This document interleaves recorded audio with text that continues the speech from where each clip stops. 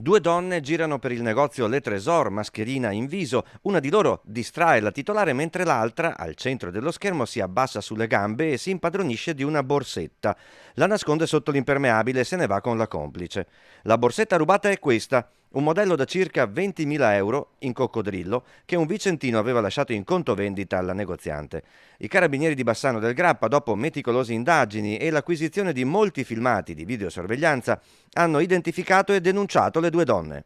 Si tratta di due donne, una madre ed una figlia, va bene, residente nel territorio trevigiano. Sono comunque ancora in corso ulteriori indagini finalizzate a far piena luce sulla vicenda. Le donne, 57 e 24 anni, risultano residenti a Castelfranco Veneto e sono vecchie conoscenze delle forze dell'ordine per reati contro il patrimonio e specializzate in furti in centri commerciali.